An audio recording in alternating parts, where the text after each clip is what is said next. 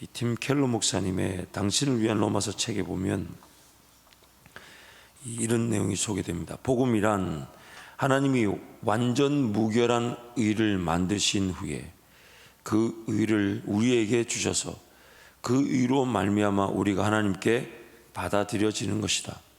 이것이야말로 복음의 유일무이한 면으로 다른 모든 종교와 세계관 그리고 인간이 믿는 모든 것을 무효로 만든다. 전적인 하나님의 의라는 말은 우리에게 없는 것을 하나님이 만드셔서 우리에게 전가, 부여, 우리 것으로 여기도록 주셨다는 것입니다. 문제는 우리가 그것을 전적으로 바라볼 줄 모르고 전적으로 의지할 줄 모른다는 거죠. 다른 말로 오늘 이 본문에서는 이렇게도 표현되어 있습니다. 값없이 의롭다함을 받았다. 그 값없이 의롭다함을 받았다는 것은 그 자체의 값이 없다는 것이 아니라 예수 생명의 값이라는 엄청난 가치가 있지만 우리는 그것을 값없이 그저 하나님의 은혜를 은혜답게 구할 줄 모른다는 겁니다. 그저 하나님 앞에 기다리고 그 하나님 은혜를 구하고 하나님을 잠잠히 바라보며 신뢰하며 하나님 그분과 삶을 동행하듯 발을 맞추어 걸어가는 것이 인생이고 또한 구원 이후의 삶인데 우리는 자꾸 뭔가 해야 되는 줄 알고 뭔가 또한 인생을 살아야 되는 줄 여기고 심지어 신앙생활과 세상살이가 이분법적으로 나누어져 있어서 삶은 삶이고 하나님을 섬기는 것은 하나님을 섬기는 거라고 여기기까지 하며 살았습니다. 또 그렇게 살아가고 있을 수 있습니다.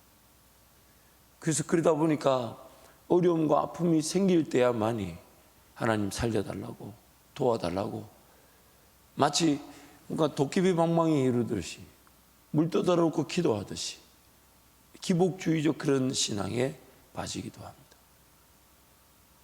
여러분 우리가 드리는 이런 시간이든 물질이든 이 헌신은 반드시 하나님께 성경에 이렇게 말하죠. 믿음이 없이는 하나님을 기쁘시게 못한다. 그래서 하나님 앞에 나아가는 거지만 감사하게도 하나님은 하나님께 나아갔더니 상을 주시기까지 하시더라는 거죠. 예를 들어 볼게요. 이 귀한 아침에 예물을 기도의 제목, 감사의 제목을 때마다 드립니다. 이 드리는 예물은 물론 하나님께서 우리에게 복을 주시는 또 귀한 기회가 되기도 하지만 우리는 왜 드리는 것입니까? 왜 드리는 것입니까? 내 인생이 하나님으로부터 시작되어져서 하나님으로 인하여 사라지고 하나님이 내 삶의 주인이시기 때문에 그러면서 이 물질을 드리면서 많은 고백들이 담겨져 있습니다. 하나님은 내 삶의 주인이시고 하나님께서 내 삶에 빈손으로 왔는데 지금 내 모든 걸 채워주고 계시며 공급자가 되어주고 계시고 또한 이 물질을 드림으로써 하나님 이 물질로 인하여 살아가는 법을 배우지만 이 물질에 얽매이고 싶지 않습니다. 무엇보다 하나님 언제든 어느 때든 주님이 쓰신다면 다 어차피 주님이 주신 건데 내 손에서 주님께 드릴 수 있어 감사하고 쓰임받아 영광인데 그러나 하나님 복을 또 더 덧입게 하시니 이 어찌 감사하지 않을 수 있습니까? 오늘 우리의 예배가 바로 그런 고백이죠. 시간을 구별하고 물질을 구별하여 하나님께 예배한 이유가 뭡니까? 하나님 내 삶의 주인이십니다. 내 삶이 하나님께 달려 있습니다. 그래서 하나님이 시간이든 물질이든 내 삶, 내 손에 얽매여 있고 싶지 않습니다. 붙들려 있고 싶지 않습니다. 하나님의 것입니다. 하나님이 주셨습니다. 하나님이 영광을 받으십니다. 그래서 쓰임 받는 것도 영광인데 써주셔서 감사한데 하나님은 직접 일하실 수도 있으실 건데 나에게 은혜를 베풀어 주시고 나에게 시간을 주시고 나에게 물질을 주셔서 하나님 나라의 영광의 길을 위해 걸어가도록 만들어 주시니 이 어찌 감사하지 않을 수 있겠습니까? 하나님 그러므로 시간이든 물질이든 내가 삶의 주인인 양 착각하지 않게 하여 주시고 하나님께 더 내어드리고 더 맡겨드리고 하나님의 것답게 쓰여지게 하여 주옵소서. 그게 바로 우리의 예배입니다. 물질로 예배하는 것이고 시간으로 예배하는 것입니다.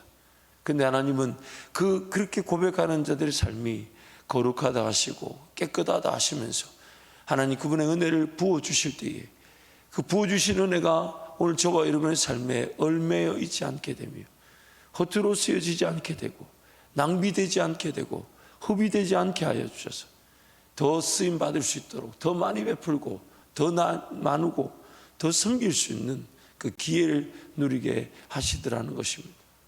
그래서 오늘 우리의 모든 관심이 뭐가 되느냐, 내 삶에 어떤 분주하고 바쁜 시간들을 내려놓고 또 기회만 되면 하나님의 음성을 들으려고 하고 하나님 은혜를 구하려고 하고 하나님 그분을 알고자 하며 하나님 그분을 배우고자 하며 하나님 그분을 느끼고자 하며 하나님 그분을 경험하고자 하며 하나님 그분을 내가 그 이불의 임재 안에 거하기를 원하는 이유가 뭡니까?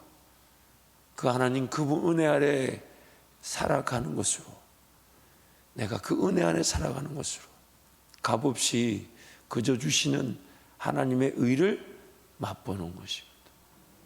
맛보는 것입니다. 그것을 성경은 좀 더 구체적인 표현으로 하나님이 앞서가신다. 예수님이 목자가 되신다. 예수의 영이신 성령께서 우리에게 음성을 베풀어 주신다. 우리 인도해 주신다. 그 주님이 그래서 제자들을 부를 때에 너는 나를 따라오너라. 근데 우리는 자꾸만 그렇게 값없이 주신 은혜에 입을 벌려 그 값없이 주시는 은혜가 내 입에 내 삶에 채워지기를 기대하기보다는 자꾸만 뭔가 먼저 살아가려고 합니다. 먼저 행하고자 합니다. 하나님의 음성이나 뜻이나 인도하심을 확인하지 않은 채 먼저 가려고 합니다. 그래서 그 잘못된 길이 마치 우리는 다 양 같아서 그릇 행하여 각기 제 길로 행하더라. 그래서 사망의 음침한 골짜기에 빠지기도 하고 죄의 문제에 사로잡히기도 하고 인생의 문제에 붙들리기도 하고 쓰러지기도 하고 넘어지기도 하고 낙심하고 낭망하기까지 할 수 있다는 것입니다. 사랑하는 성도 여러분, 오늘 우리의 삶의 최고의 관심사는 오늘 또 나에게 아무것도 요구하지 않으시고 그저 부어주시는 은혜, 그저 부어주시는 은혜. 그래서 오늘 하루 종일 할 수만 있다면 깨어있는 겁니다. 할 수만 있다면 사모하는 겁니다. 할 수만 있다면 하나님 바라보는 겁니다. 할 수만 있다면 나에게 그저 베풀어 주실 하나님의 그런 말씀, 나에게 그저 베풀어 주실 하나님의 위로, 나에게 그저 베풀어 주실 하나님의 사랑, 나에게 그저 베풀어 주실 하나님의 임재. 여러분 어제 그 임재 가운데 거하시면서 어떠셨나요?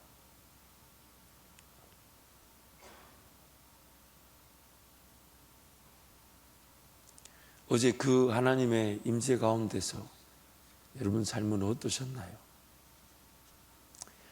어제 임재보다 더 깊은 임재로 오늘 하나님 우리를 초청해 주실 것입니다. 사모함으로 오늘도 우리 하나님과 동행하는 그 은혜 가운데 푹 젖는, 은혜 가운데 빠지는 저와 여러분이 되시기를 축복합니다.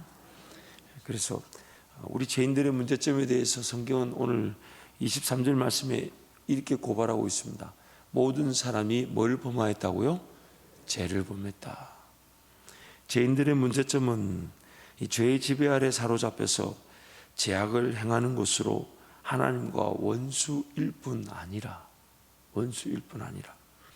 죄의 권세 아래 갇혀 있음에도 갇혀 있는 줄 모른다는 겁니다. 다시 한번 강조하게, 제가 이 내용을 여러 가지 버전으로 아마 올해 코로나 상황 중에 제일 많이 전한 것 같은데, 지금 기도가 안 되는 이유는 지금 내가 하나님 은혜 아래 거하고 있는 걸까요? 죄의 지배 아래 사로잡혀 있는 걸까요? 항상 이게 오늘 우리를 깨우는 기준이 되었으면 좋겠습니다. 기도가 안 된다 그러면 안 되는 날이 있는가 보다. 그런 날이 있긴 해요. 그렇지만 나에게는 그런 도전이 있어야 되는 거죠. 왜 기도가 안 될까? 예배하러 왔는데 그 예배에 대한 감격의 감사, 기대가 없다. 왜 그럴까요? 그러니까 성경이 이렇게도 도전하죠. 그럼 차라리 죄 지은 자리에서 회개하며 돌아서는 게 더 낫지 않겠냐? 미지근한 것보다 예배하러 와서 그 하나님의 임재에 대한 사모함과 기대감이 없이 예배하는 것보다는 차라리 차가운 거, 죄를 짓고 하나님 살려달라고 외치는 게 더 낫지 않냐? 그런데 성경이 또 이렇게 말합니다. 그렇다고 또 죄를 의도적으로 지울 수도 없어요. 행여나 또 하나님과 관계없는 자로 판명나면 어떡합니까? 죄를 이길 수도 없고 또한 죄의 지배를 벗어날 수도 없다 보니까 지금 기도가 안 되는 이유가, 하나님 그분의 음성에 귀를 기울이지 못한 이유가, 하나님 그분 중심으로, 그 문화 중심으로 하나님 그분을 바라보는 말씀 생활, 기도 생활, 예배 생활, 교회 생활, 사명에 따른 직업과 사업, 이것이 중심이 돼야 되는데 이게 중심이 안 되는 이유가 뭘까? 지금 내가 더 큰 은혜가 필요하다는 얘기인데, 더 큰 은혜가 필요하다는 얘기인데, 다른 말로 내가 지금 뭔가에 사로잡혀 있구나. 사로잡혀 있구나. 그래서 그때 그 순간에 무릎을 꿇어야 되는 겁니다. 그때 그 순간에 무릎을 꿇는 거예요. 그러나 이 죄의 지배는 평생 벗어나기가 불가능합니다. 다른 말로 우린 평생 하나님의 은혜로만 살아야 합니다. 하나님의 은혜로만. 그래서 오늘 저와 여러분에게 그 관점이, 이 두 가지 관점이 항상 동전의 양면처럼 같이 가면 굉장히 건강해질 수 있어요. 평생 하나님 은혜로만 살아야 된다는 얘기는 다른 말로 이 평생 나를 지배하고 있는 죄의 지배를 관가해서는 안 된다는 겁니다. 항상 하나님 은혜가 아니면 언제 어떻게 잘못된 결정과 선택으로 인생이 또 헤매일 줄 몰라요. 사명 잊어버리고 살아갈 줄 몰라요. 하나님의 꿈과 비전에 관심 없이 살지 몰라요. 하나님은 오늘 밤이라도 만날 수 있는데 그 만남에 대한 기대감 없이 그냥 이 땅의 삶에만, 땅만 보며, 하늘 보지 못한 채 땅만 보며 살아갑니다. 오늘 저와 여러분에게 이 두 가지 관점이 동전의 양면처럼 항상 살아있어야 돼요. 난 하나님 은혜가 필요한 존재다. 항상 필요하다. 항상 필요하다. 항상 필요하다. 다른 관점에서 나는 또 언제 어떻게 죄의 지배인 줄 모르고 죄의 지배에 사로잡힐 수 있다. 그래서 기도가 안 되는 것이고 예배가 안 되는 것인데, 그 죄의 지배를 관가하고 그냥 기도가 안 되는 채로, 예배가 안 되는 채로 차갑지도 뜨겁지도 않은 그런 상태죠. 토하여 내친다는 그 상태에 머물러 있을 수 있다. 하나님, 나에게 은혜를 베풀어 주옵소서. 하나님, 나에게 은혜를 베풀어 주옵소서. 죄의 권세가 사람을 지배하고 있음을 이해하지 못하여 죄와 싸워 이길 줄 착각합니다. 모든 사람이 죄를 범하였다는 것은 그 죄가 나를 지배하고 있다는 것인데, 그런데 우리가 그 죄와 싸워 이길 줄 착각합니다. 우리는 죄와 싸워 이길 수 없는 자들이에요. 예수 그리스도 그분과 함께 죽음으로써 예수가 싸워 이긴 것이 내 거가 되는 것이지. 그래서 오늘 항상 우리는 예수만 바라보는 겁니다. 예수만 의지하는 겁니다. 예수만 따르는 겁니다. 예수 그분이 주시는 은혜만을 사모하는 것입니다. 그때 우리는 죄와 싸워 이기는 것이 아니라 생명의 성령의 법을 따라가는 것으로 죄와 싸워 죄를 상대할 필요조차 없이 살아가게 되는 거예요. 물론 그러면서 또 죄에 빠질 위기는 늘 존재하고 있죠. 죄는 항상 기회만 되면 내 속에서 얼마나 역사하려고 애쓰는지 모릅니다. 그리고 이미 그 죄는 권세가 있어 죄인들을 사로잡고 있고 죄인들이 마치 자기 무기인 양 지배하고 있습니다. 그래서 성경이 이렇게 우리에게 제안하는 거예요. 항상 깨어 있어 쉬지 말고 기도하며 범사에 감사하라. 그런데 그것이 잘 안 되죠. 죄의 지배 안에 갇혀 있다 보니까. 그래서 두 가지 중에 하나 은혜를 누린다 그랬잖아요. 하나님의 백성임에도 죄 가운데 또 빠져서 그 죄책감으로 하나님께 달려나와 은혜를 구할 때에 만져주신 은혜. 그리고 그것은 수동적이고 소극적인 의미에서의 은혜겠지만, 그러나 적극적인 의미에서는 하나님 말씀과 기도로, 그리고 죄에 대한 어떤 나의 영적 형편을 인식하고 하나님 은혜를 구함으로써 성령이 이끌어 가시는 그 은혜의 길, 생명의 길에서 풍성한 능력과 권세, 자녀로서의 삶, 상속받은 것, 하나님 나라 기업의 풍성함을 맛보는 그 은혜가 우리에게도 주어지는 것입니다. 제 권세에 사로잡혀 하나님의 전적인 은혜를 누릴 줄 모르고 인간적 실력과 능력으로 살아가며 심지어 인간적 실력과 능력으로 신앙생활을 하기까지 합니다. 제 아래 갇혀 있다 보니 하나님 나라와 영광에 대해서 무지, 무관심, 무감각할 뿐 아니라 죄에 대해서도 무지하고 무관심하고 무감각합니다. 제 아래 갇혀 있다 보니 구원의 감격과 감사조차 사라져 있을 수 있습니다. 오늘 이 새벽에 여러분 다른 건 몰라도 나 같은 죄인을 오늘 또 용납해 주신 하나님 은혜가 감격과 감사로 표현되어지기를 축복합니다.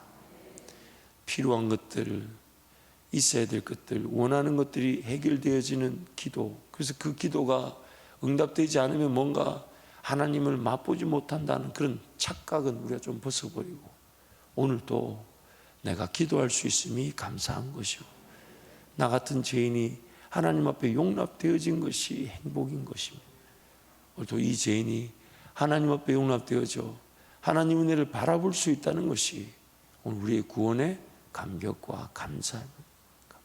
그런데 하나님은 나에게 이 죄인이 용납되어진 것도 감사한데 나에게 길을 걸어가자 하시고 길을 보여주시고 또 그 길을 걸어갈 힘을 주시고 놀라운 은혜의 길로 인도하시니 어찌 감사하지 않을 수 있겠습니까? 오직 예수 사랑으로 하나님의 의를 누리게 되었기에 죄인이었고 여전히 죄의 지배에서 벗어나지 못하는 죄인을 불쌍히 여겨주시고 긍휼히 여겨주시는 하나님의 은혜를 감사하지 않는 것, 이게 바로 우리 죄의 상태, 죄의 지배의 상태인 것입니다.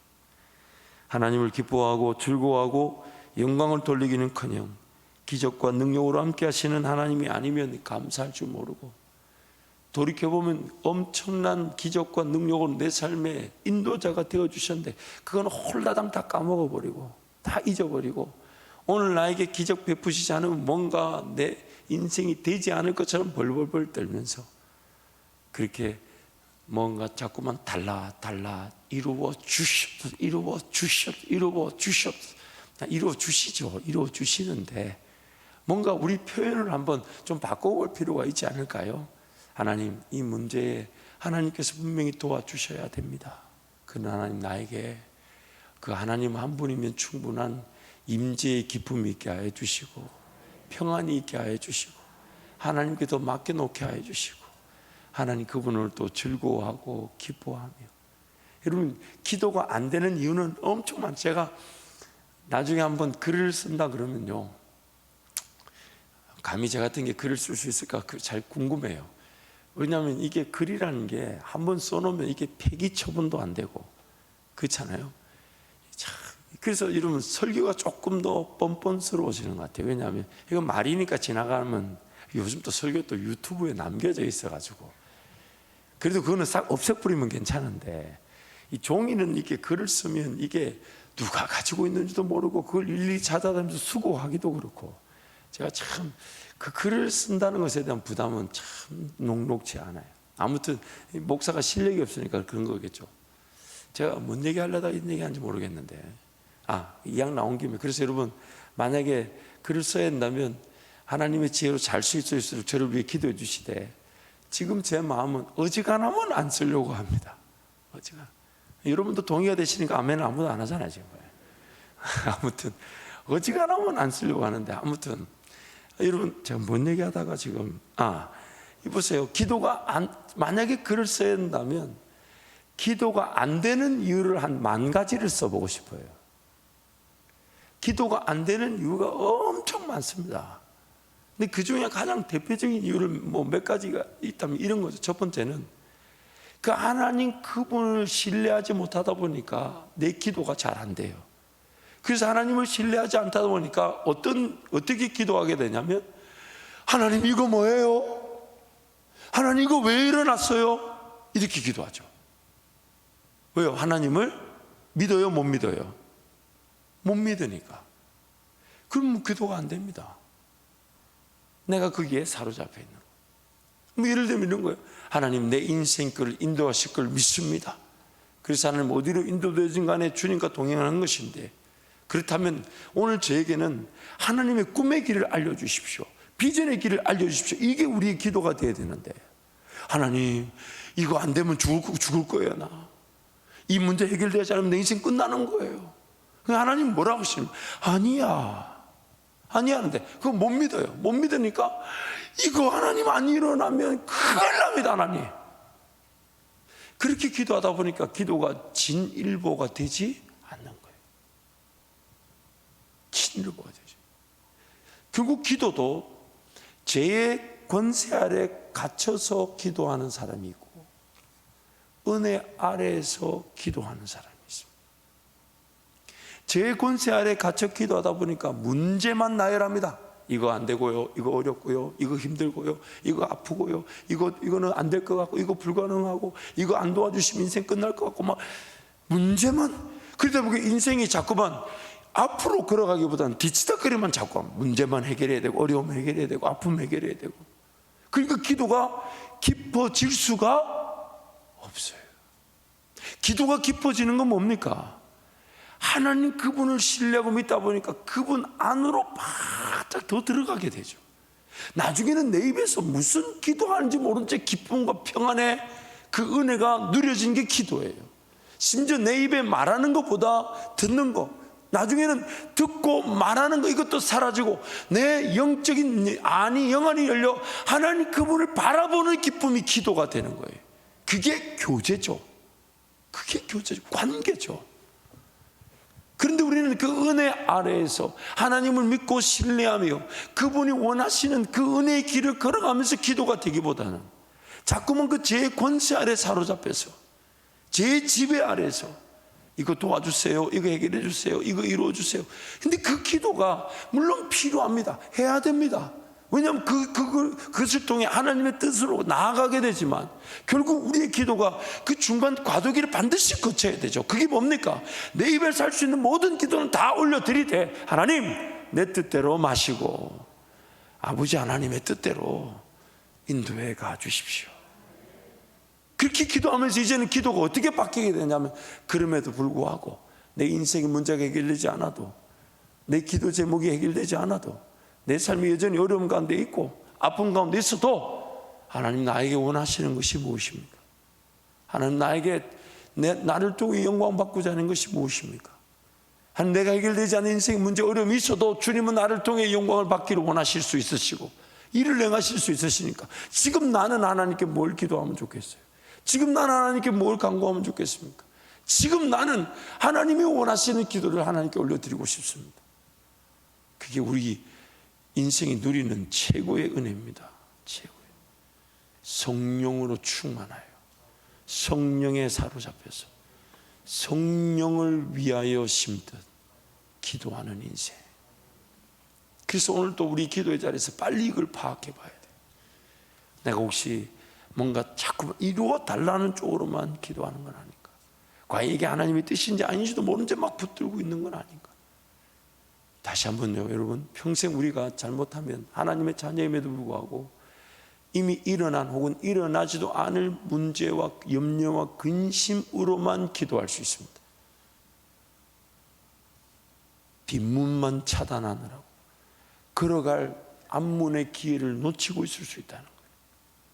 우리는 은혜 아래 거하는 기회로서 오늘을 살아가고 있습니다.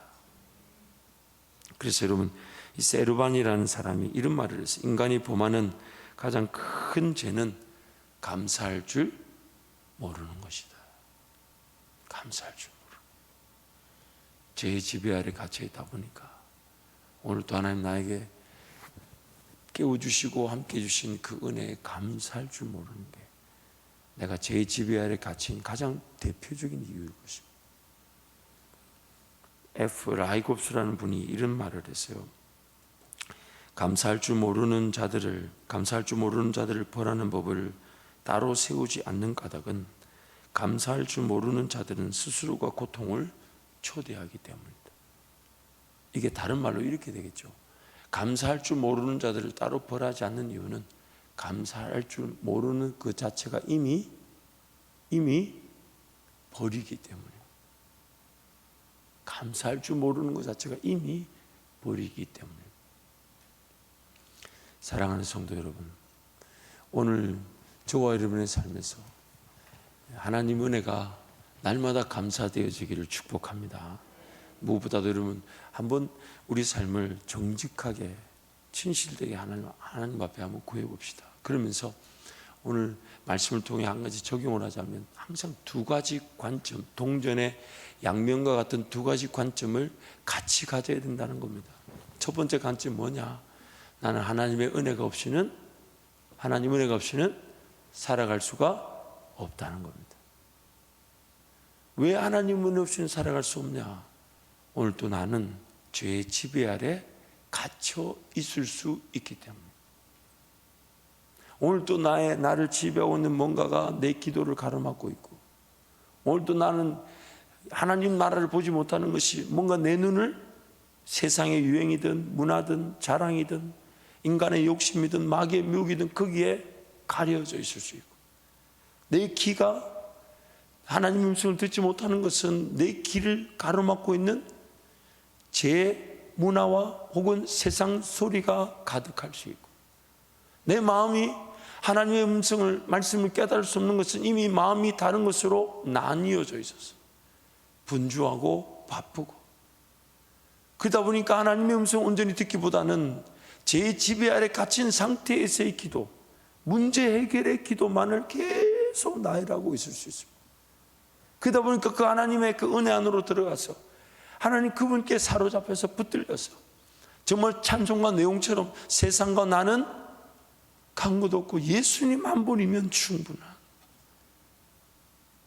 그 은혜를 누리는 것이 오늘 우리의 신앙일 것인데, 어느 순간 그 예수 그리스도 한 분이면 충분한 그 임재와 그 만지심은 멀리하고 아니면 사라져버리고 막 문제만 해결해야 되고, 또한 지금 있는 삶만 좀 더 윤택해야 되고, 좀 더 안정적이어야 되고, 좀 더 편리해야 되고, 좀 더 편안해야 되고. 사실 오늘 말씀은 이걸로 결론이 나는 게 아닌데, 그리고 오늘 마음을 제가 다져먹고 아니야, 이게 너무 지리하게 끌리는 것 같아, 빨리 진도를 나가야 되겠다. 또 그러고 있는데 어제 저희 어머니도 문자 오셔서 요즘 코로나 상황인데, 아마 이제 설교를 들으셨던 것 같아요. 코로나 상황인데 너무 강하지 않냐, 좀 이렇게 위로를 전하고 평안을 전하고. 제가 문자를 읽어드릴게요. 제가 문자를, 아니 저도 동의가 됐어요. 동의가 돼가지고 저희 어머니 나름 그래도 기도하시는 분인데 이렇게 보냈어요. 하도 이렇게 보냈어요. 내용이 너무 많아가지고 이게 참, 지금은 코로나를 통하여 힘든 상황이라 위로와 힘을 주는 말씀이 성도들에게 더 힘있게 기도할 수 있을 것 같은데, 심지어 이렇게 되었어요. 너무 헌금에 대해서 많이 하는 거 아이가. 또 뭐라냐면 또 이렇게 했어요. 그래서 잘 견디라, 힘없어도 주님 바라보며 위로와 기도 응답 바라기 하면 성도들이 또 살아날 텐데, 너무 강한 말씀보다 따뜻한 사랑의 말씀을 전하는 것이 어떨까. 그리고 그 다음 문자, 샬롬. 제가 다시 보니까 조금 웃기긴 해요. 그래서 저도 마음을 먹었어요. 그렇지. 그래서 오늘 말씀 묵상, 오늘 이게 결론은 이게 하나님의 은혜를 좀 더 나누려고 하는데, 여러분 쳐다보면 그게 안 돼요. 그러나 여러분 물론 여러분도 뭐 설교를 뭐 평가하거나 그러시지 않고, 저희 어머니처럼 평가하지는 않으시겠지만은, 그러나 말씀이 자꾸 우리에게 조명하는 바가 분명하죠. 그게 뭐냐면 반성 없는 은혜만을 구해서는 안 된다는 겁니다. 반성. 왜냐하면 나의 그런 성숙과 성장이 하나님 말씀을 통해 그 성경이 분명히 찔러 쪼개는 부분을 더 먼저 하기를 원하시잖아요. 그렇기 때문에 여러분 오늘 이 아침에 이 죄의 지배 아래 갇혀 있는 기도가 아니라 하나님의 은혜 아래에서 하나님 그분 때문에 기뻐하는 기도, 하나님 그분 때문에 즐거워하는 기도, 하나님을 맛보는 기도. 비단 내 인생의 문제 어려움 해결되지 않아도 어차피 그거 하나님 아실까요? 모르실까요? 아시잖아요. 그럼 그거 좀 맡겨놓고 나는 하나님을 즐거워하기를 원하고 하나님을 기뻐하기를 원하고 무엇보다도 다른 것보다도 하나님 이 죄인이 오늘 또 용납된 것으로 하나님 감사합니다. 감사합니다. 그런 감사와 기쁨이 회복되는 우리의 기도가 되기를 축복합니다. 우리 찬송하겠습니다.